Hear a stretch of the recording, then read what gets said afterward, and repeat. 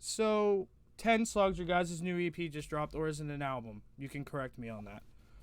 It's an EP. It's an EP. I mean, it's 7 tracks, but we have like an intro and an instrumental bit and an outro. So we think of it as an EP, but a lot of albums now are just like 8 songs. So it's kind of it's kind of in the in between area. But I listened to. I don't really use Bandcamp that often, so I went in and I made an account and I listened to it on there, and that shit fucking hits, dude. And I am so upset that I had to miss you guys in Pittsburgh because you guys were in my neck of the woods.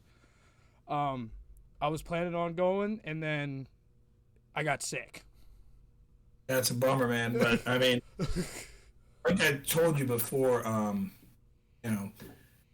I'm from there, so I know a lot of people out there, and that's how we got that show. So, kind of just worked out that way where, we got the show. We're going to be back. So don't worry about it. You get to see us. It's also on Spotify and Apple Music and all that. I didn't know that. I use YouTube Music just because of the ad-free YouTube. I mean, someone put it up there on there too. So if you just look it up, it's supposed to be pushed to that, but I haven't seen it up there. Sometimes it takes longer because we use DistroKid to release our stuff. So different platforms accept music at different times. So Spotify and Apple Music are normally really fast.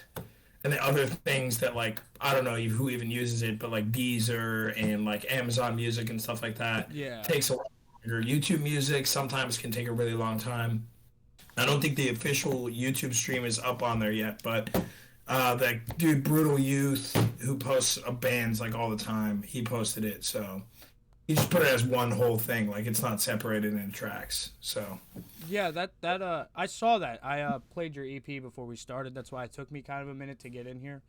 And all my friends like it. I had to introduce somebody I was dating to you guys at one point. She liked you guys. She wasn't even really into hardcore. She was like, dude, I fucking like 10 Sluggz. And I was like, good, because we're probably going to end up running into them at some point.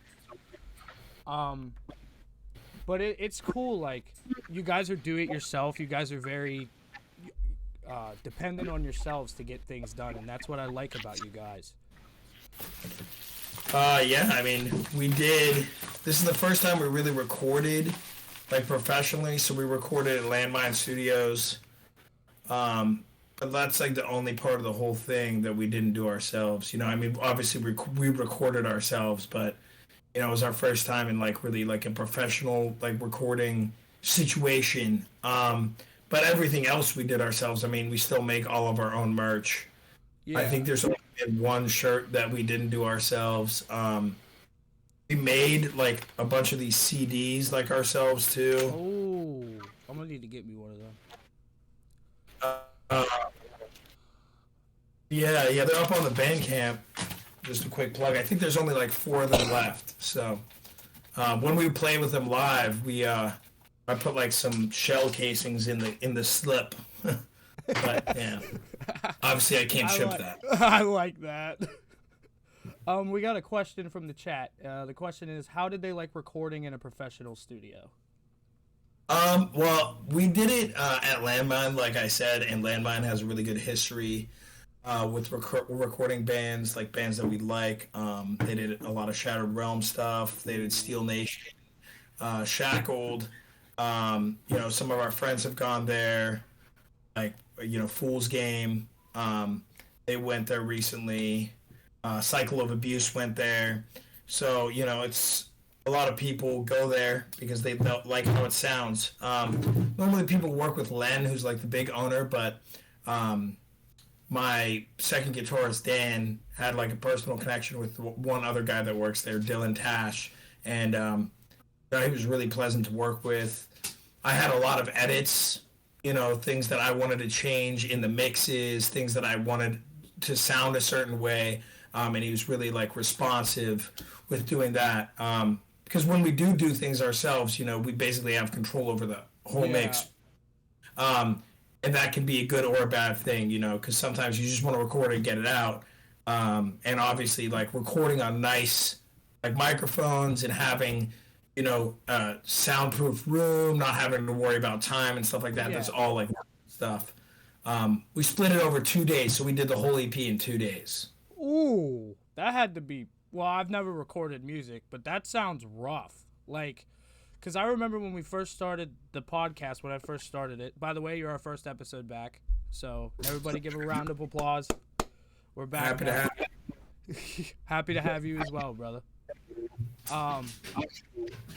When we started, we would do like 2 to 3 interviews a day. Like just getting them out, getting them in, getting them out. Some of them will last an hour, some of them will last 2 hours, some will last 3 hours, and we're just like dying over here. And the work ethic that it takes to start something in this day and time is unreal. And that's what I like about you guys, because you guys control everything when it comes to your merch, your music, absolutely. Your distro. And I still have that one shirt that I bought off you guys. I don't think you guys sell it anymore. No. I mean, what we like to do is we like to do things like limited. Yeah. So we'll print something for a show, and if you don't get it, we'll post whatever leftovers we have, and then, we haven't reprinted a shirt yet. Yeah. I was so glad I had to miss out on them pictures. Yeah, actually, no. We did do one reprint. We did the Vice City shirt because people really like that. We reprinted those, but that's the only one that I can really think of. And I don't think we're going to reprint that, after that one time. Yeah. I think we did 30 shirts total. So, you got one, you got one. If you didn't, well. You didn't. Yep. Like I got that Von Dutch style hat that you guys have. I'm pretty sure you're not going to I'm pretty sure you guys aren't going to reprint that one. No, I think maybe we did like 15 of those total. So, yeah, and I mean, everybody that has them knows how rare they are, so they really, they take care of them and really appreciate them. I think that that's something that's missing, because a lot of the, I think that's something that's different that we can do is our hand is in everything with the band, and that's just something that's important to us, like the DIY part of it. But yeah. That's what I respect about you guys too, like I said, because it's like no band, in my opinion, does what you guys do when it comes to the do-it-yourself thing. Because it, like, for me, I have to go through a merch provider in order to print my own merch because I don't know how to print my own merch and shit. I'm not gonna lie to you. And the do-it-yourself thing, I think, should become a more, like, popular thing, especially when it comes to bands or, like, entrepreneurship in itself. Because then you have control over everything. Nobody controls your money. Nobody controls how much you're making. It just goes to you guys. Yeah, I mean, it also keeps it more affordable for the person who's buying it, right? So we can sell shirts for $15. We can sell jerseys for $30. Because we're making it ourselves. You know what I mean? And I mean, it totally makes sense. A lot of people are a lot more busy than us. We have a couple people in the band that know how to do this stuff. So, we're doing it on weekends, like after work and stuff like that, trying to get it done. But it's like, it also takes like the time to have been able to learn how to print stuff on your own. It's like a whole big time investment, But what I'm saying is you should learn how to do it, If you want to do that, just a couple of YouTube videos, a screen printing kit, and you're on the way. I think everybody should do that, even if you're not in a band. I think just like making stuff yourself is something that everybody should know how to do. I started off doing that stuff when I was in high school, like making, bootleg shirts and like patches and stuff and whatever, But I think that it was more of a thing then. Bands back then, when I was coming up in Pittsburgh, like 2011 and stuff like that, they were printing all their own merch, like Heartless and Masakari and, even other bands like Purge and stuff like that. They were all printing their own stuff, and that's something that I guess I brought along with myself into the band. So yeah, that's really cool. And like you said, just watch a couple YouTube videos. I may do that. Get a screen printing kit and do it myself, because like I've said, I have to go through like Teespring and all this other stuff, and it's such a hassle. And Yeah, it's really complicated and it's really expensive. You know, it's it's like I would so. prefer to sell my shirts to my fans for 10, 15 bucks, fuck even 5.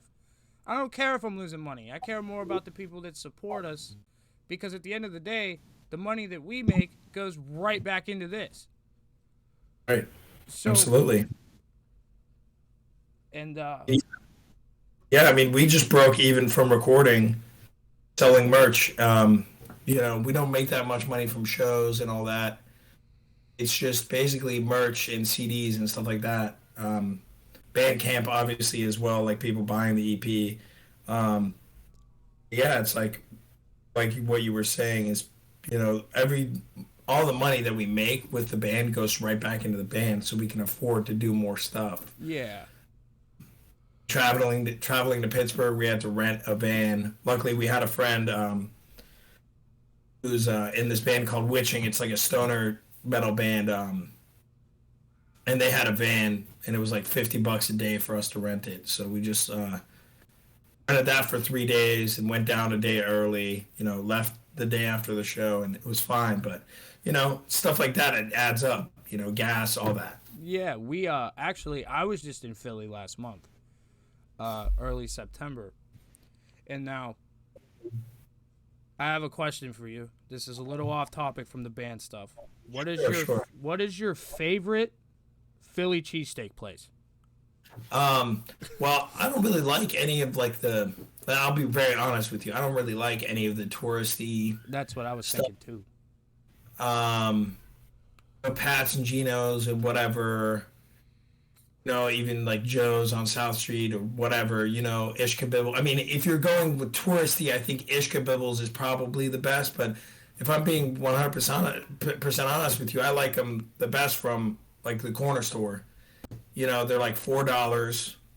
It's not like a crazy food item. Yeah. You know, it's simple, and I feel like it's better that way. No, I don't know. You get it with like a platter. It's like $6. You get some fries, salt, pepper, ketchup, all that. You know. I got mine from I think it was Leo's on Yeah, I don't even know where that is. I couldn't even tell you where that was. You know. I think it was so when we come in, I don't know which way we come in. I don't know if it's west, north, or south. I don't remember. But when we were coming in, it was like right there on this like as soon as you get into the city, you drive through this like little neighborhood, and then it's like right on the corner. Yeah, I mean, it really just depends where you're coming in from. I have, you know, I don't even know. I've never been there, so. I mean, it was good. We also had what is it? That place called Cleavers. I think it was in downtown Philly. Yeah, Cleavers is downtown. Well, when I used to do like, yeah, I don't know. I'm familiar with Cleavers, but that's like a high end version of a cheesesteak almost. Um, yeah, I've actually never had a Cleavers cheesesteak. So they're like, I don't know, kind of expensive. Yeah, they're expensive, and I'm gonna be honest with you. The fries were better than the sandwich. I hate to say that, but the fries were the best part of it. From Cleavers, anyway. From Leo's, that shit was like this long, and it's like for $9, you can't beat that. Yeah. So how was your experience playing in Pittsburgh? Like for your first time? Because I know Tom booked it, I'm pretty sure. Yeah, it was great. We had a really good reaction. People really liked us. I left some CDs with AJ to sell on consignment. So if you find yourself in Pittsburgh, you know, you can probably pick one up there if he still has them. And yeah, it was cool. You know, Tom asked me if we wanted to play the big room or the small room, and I told him I wanted to play the small room because I feel like with a band that's like ours, coming up, I always like preferred shows that were at the Roboto maybe versus the shop. I know that that's not like a huge size difference, but you think about it, like the Roboto is pretty small. The small room at Preserving is even smaller than that. Yeah.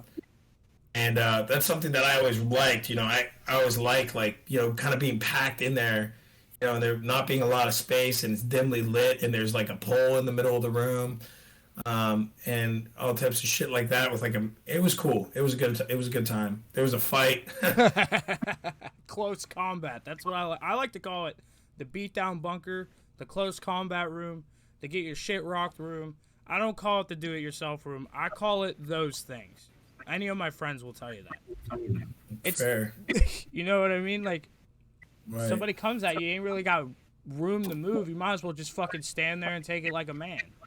Well, yeah, you just block it. I mean, it's part of the game. Yeah. If you don't know what's happening, just I don't know. You don't like what's happening, you can just get out of there. Your choice is always yours. I kind of find it puzzling when people get mad if they get moshed on. Yeah. Because you know what's happening, like you know where you are, and if you don't, you're gonna find out pretty quickly. So I don't know, but that's just my opinion. Getting moshed on is like, for me, I personally don't mind it, but like I feel like getting moshed on like should hype you the fuck up, and you should start moshing on other people.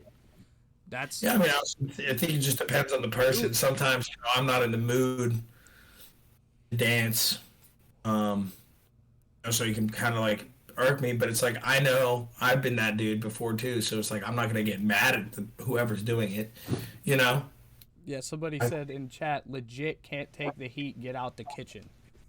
Exactly. Honestly, it's true. If you're not, you don't go to the dance party expecting not to dance. Yeah, that's what. Anyway, but Hardcore is just a big dance party at the end of the day. I mean, anybody that's in hardcore should tell you that it's just a big dance party. yeah, I mean, it's funny how many parallels there are. I mean, hardcore is dance music to me, just like salsa or rap or anything really is. Yeah. It's just another form of expression, and the music is the vehicle for that. But I had an ex-girlfriend once say, because like people fucking troll hardcore kids on Facebook and like Twitter all the time, and yeah, I don't know either of those. and she was like, you guys just show self-expression in a way that they don't understand, and that's why they don't like you, because that's why they fuck with you, because you guys show self-expression in a way like they're gonna know you're there, and they might as well just accept it. Yeah, I think it just gets a little bit more annoying when it's like a mixed genre show, or maybe there's a band that's been since accepted into like the metal scene. Like, I remember going to Metal and Beer Fest here, I think it was maybe a year ago, and Converge played. Like, within like 30 seconds of Converge playing, like someone's knocked out. And I'm dancing, and then this guy gets in a kilt, like gets mad at me, and then like, it's just like, it's like the kind of thing where it's like a culture clash kind of thing where like they don't really understand what's going on, and so then they get mad at you. I remember seeing Slipknot once, and I wasn't even doing anything crazy, Slipknot people, they just push mosh, and I was just kind of standing there like pushing people away. Like, this dude ripped my shirt, and I was like, dude, come on, like, this is so unnecessary. Like, Yeah. I don't know, I'm preaching to the choir, but Code Orange was on the bill that I saw. That was when their first tour back from the pandemic and stuff. And people were throwing down during that, and I said, fuck it, I'm gonna throw down during Slipknot. Like, I'm not gonna just fucking stand here. 10 dudes that are drunk as fuck bulldoze me into the crowd. They're like, don't fucking come back in here. So I went back in anyway. Like, yeah. Also, it's so crazy, man. I don't know. So wild. It's like a whole different thing, especially with new metal people. Like, they've been listening to the same music for like 20 years now. Yeah. They've done things one way, and they don't really like change. I mean, I think that should be pretty obvious, just based on the fact that they, I mean, I like new metal myself, right? But it's like, if it's the only thing you like, and I can tell it's the only thing you like, it's like, come on, get with the times a little. Like, listen to something else, Listen to these new guys that are coming out, like Omar. Music that isn't like metal or hardcore. I listen to like Sade all the time. Yeah. especially when I'm playing shows and shit like that. Like I'm not trying to listen to heavy music. Yeah. Oh yeah. Listen like It'll just stress you out. well, it's just like it's just like it doesn't. It's like not fun. You know what Yeah. I mean? And it's I want it to be fun. So if I'm playing a lot of shows, I'm not gonna go out of my way to listen to heavy music because then it's like it kind of just doesn't hit the same. I don't know. That could just be me though. So, 10 Slugs played some shows throughout the pandemic. And I noticed You that. did. And I shouldn't have I should have asked this on the last one and I apologize. I didn't see any of these until after, and I should have probably waited a week or two before I messaged you guys to interview you so I could have this question ready. How was that?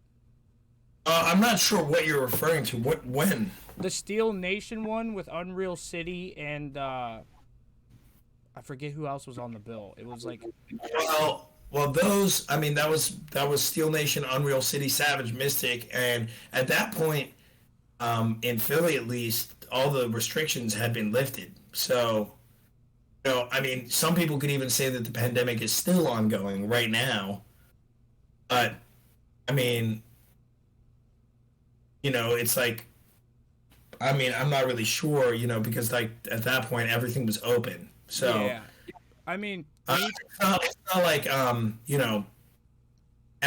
mean, no, not some friends of mine. They may have played a show in like June. I remember. You know yeah. what I mean? Of that same year. I think that was a little different. I think what you're talking about is still in 2021. Yeah. So we really started only playing shows when shit opened back up again. Yeah. Like I saw you on that Steel Nation bill with Unreal City and Savage Mystic. I couldn't remember their name.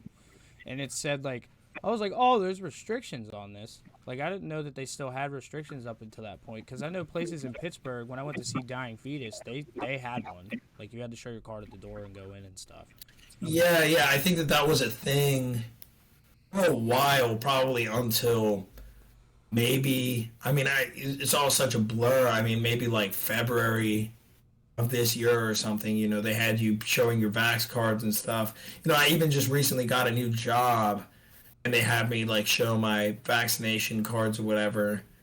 But I mean, to me, it's not really a big deal because I don't really care. It's not I drink water, so I don't give a shit.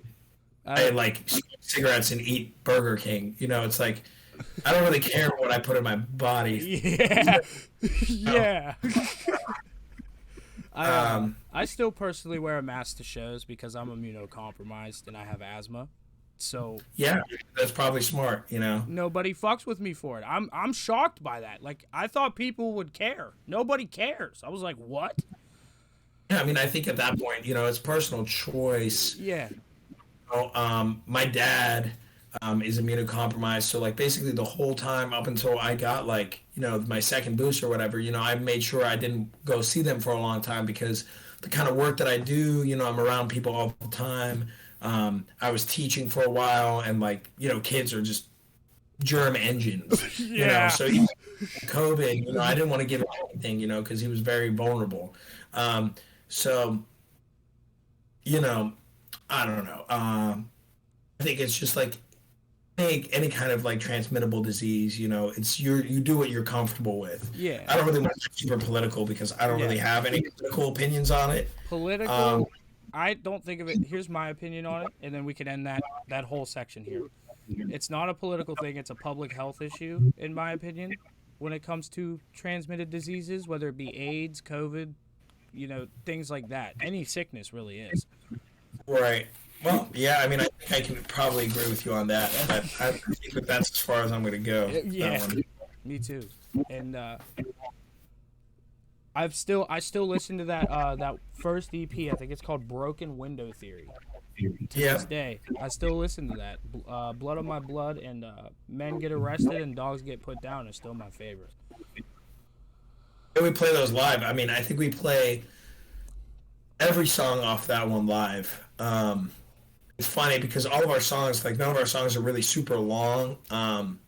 So we just like every time we write a new song, we just put it on the set list, and our set list gets a little longer. So maybe eventually, we'll have to cut it down because I think there's, nothing's for certain, but we're gonna be doing a full length kind of soon, So Ooh. we gotta start writing for that and stuff. So maybe then, once we start playing some of those songs, we're gonna have to cut some stuff out. But for now, It's you'll just probably hear the entire Ten Slugs discography every time you see us. So and my one question is, because we got 2 minutes left.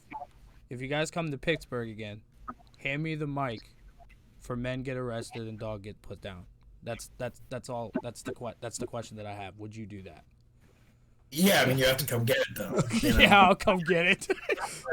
I've had people try to grab the mic and not know the words, and kind of bums me out. I could probably stay on like 10 more minutes if anybody had any questions. So Any of you guys got questions? It takes a while for chat to load. upload. Yeah, that's fine. That's fine. But I really appreciate you having me on again, man. Oh, Sorry yeah. I was so short, but Oh, hey, listen. The first time I booked you, I was like, if there's any questions you have, if you need to reschedule, we'll work with you. We work with everybody. It don't. Fuck, you want to come on a third time? I don't care. We can work that out. We don't mind interviewing people for multiple times at a time because I feel like that helps you, it helps us, and it helps people get to know you guys a little more. And that's cool with me. I don't have a problem with that. absolutely, man. And I really appreciate you having us on again. Well, having me on. I know Jack was with me last time, but he couldn't make it. So How is Jack doing? he's doing great. He's doing great, man. He's got a new job. Just hanging out, writing music. So it's great. He's doing good. People are saying they don't really have any questions. So I went to the Philadelphia Museum of Art Yeah. while I was up there. I ended up in some fucking Japanese village. Like, I just got lost walking around that place. Yeah, it's really cool. It's a really cool place. We only did the first floor because the daytime was like kind of running out, and you could spend fucking 3 days in there. Spent hours there. I mean, when I was going to school there, I could go there for free, so I was going there, as often as I could, and I would just walk around, look at everything. I really like the armor stuff. There's a lot of crazy like engravings, and stuff like that they have in there, like on the armor, like breastplates. Really like brutal medieval imagery. Yeah, I saw that, dude. I was like, this is fucking cool. Like, I've been to museums before, but nothing like that one. And I thought it was really cool that they had like fucking 2,000-year-old like books that people wrote back then, and like 6,000-year-old ceilings and shit. And I'm just like, this is unreal. Yeah, they have a really nice collection. Yeah, if you make it out to New York sometime, they have an even bigger one. Do they really? Yeah, I mean, and not, Pittsburgh is close to you, so I mean that's also a great museum. I love that museum myself. That's one of my favorite museums ever. I haven't been there yet. I'm gonna be honest, this is kind of controversial to my Pittsburgh people that may not be here. I like the Philadelphia Zoo a little more than I like the Pittsburgh one, for the simple reason of this. There's not that many fucking hills. Yeah, fair enough. I like going to the zoo with my girlfriend and stuff. It's pretty chill. I like the zoo. Yeah, I've always liked the zoo. Like, it's the Philadelphia one took it way easier on my lungs because of the hills and shit. So Yeah. Well, you have a whole other thing going on. Yeah. yeah. Yeah. We actually have a question. Oh, perfect. Is there any future projects that he can hint on? Future projects that we can hint on. Yeah. Well, the full length, that we want to do. That we're talking to people. We got to get that done. I got to go sign stuff, so I can't really say that much about it. But it's in the works. A couple things need to get hashed out. We have. We don't have any intention of stopping. So, we're going to keep going, keep on writing new music, keep playing shows. So that's as much as I can really say about that. But yeah. Yeah, that's That's for sure. I recently saw you talked about Converge earlier, and I recently saw them on the Meshuggah tour. Mm-hmm. Meshuggah almost blinded me with their fucking lights, dude. Like, Oh yeah, yeah. But well, that's one of those things, you know what I mean? That's one of those. It's a metal band thing, you know. They have all these theatrics and kind of things like that. You know, you could take it back to Kiss and all that. You know, there's always going to be a gimmick with metal, which is funny because they didn't really start out that way. But whatever. I guess everything comes full circle. yeah, they didn't even play Jane Doe or anything while I was there. They played like their new shit. Now that's now like old Converge, you know, which is kind of crazy because when I first started getting into Converge, that was like, you know, kind of recent. You know, I started getting into Converge maybe like 2010 or whatever. So Jane Doe was still, you know, maybe 6 years old at that point, I'm thinking. So they were still playing it pretty often. It was like Axe to Fall and all that era. But yeah, they didn't even play. My buddy just went to go see them, my buddy that I work with. And they didn't even play Axe to Fall or, you know, You Fail Me or any of that stuff, which I'm surprised with. But for him, his favorite reference is like, you know, Petitioning the Empty Sky, which is even older than Jane Doe. So they didn't play any Black Cloud stuff either, which I was shocked about. Like, they played some new stuff. I mean, the set was still good. But, like, I figured they would throw in some old bangers in there. And then they're playing a festival in Brazil where they're just playing all of Jane Doe. Yeah, I think what they did was when I saw them, they played all of Jane Doe at the Metal and Beer Fest, which was pretty cool. That was dope. Yeah, that was they're good live. You know, he's getting up there. The dudes in Meshuggah are getting up there too. They're almost in their 60s. Like, oh yeah, they're still hard live though. I'll give that to them. Like, that shit's insane. Meshuggah's cool, but I kind of blame him for Jen. Yeah, me too. Yeah. All right, Ralph. I'm gonna let you get out of here so I can get this processed and you can go to work and I can get this all sorted out. You ever want to come on again? Just hit us up. We'll fit you in. Absolutely. Yeah, it's always a pleasure, man. Thank you. Yep, thank you. Yes, sir. You have a good day. All right, everyone. Peace.